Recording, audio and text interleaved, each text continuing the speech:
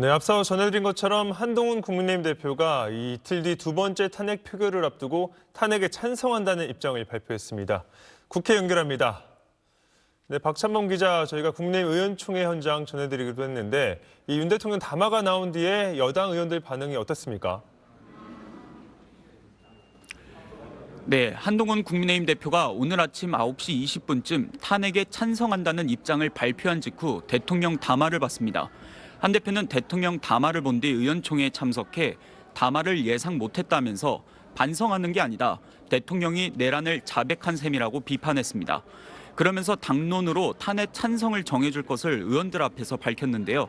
탄핵에 반대하는 친윤계 의원들 중심으로 고성이 오갔습니다. 강명구, 이철규 의원 등이 당 대표가 혼자 결정할 문제가 아니라고 반발했습니다. 한 대표는 국민의힘 당적을 가진 윤석열 대통령을 제명 및 출당을 위한 윤리위원회를 긴급 소집한다고도 밝혔습니다. 네, 이 친윤계 의원들은 대통령 담화를 좀 지지하는 분위기 같고 친한계 그리고 야당 의원들은 반응이 좀 다르죠.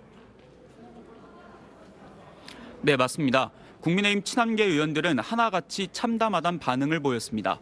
창피하다, 안 좋아질 일만 남았다며 한숨을 쉬는 의원들이 다수였습니다.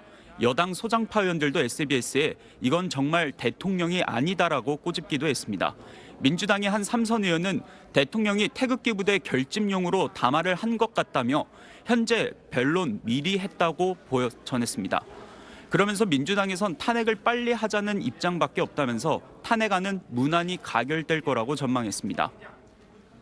네, 국민의힘 지금 의원총회 계속 진행 중인가요? 원내대표 선출 선거도 지금 예정돼 있는 거 아닙니까? 네, 지금 현재 국민의힘 의원총회는 진행 중이고 원내대표 선거 절차에 돌입했습니다.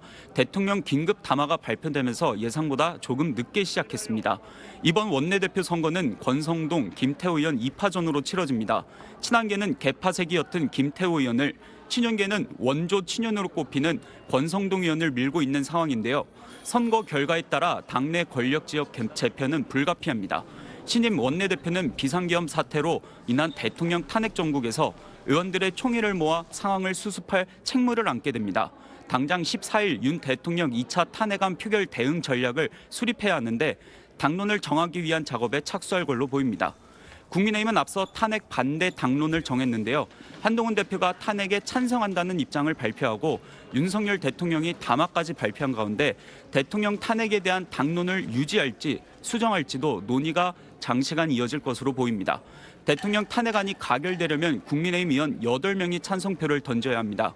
공개적으로 찬성 의사를 밝힌 의원은 지금까지 안철수, 김혜지, 김상욱, 조경태, 김재섭, 진종호 의원 등 6명입니다. 지금까지 국회에서 SBS 박찬범입니다.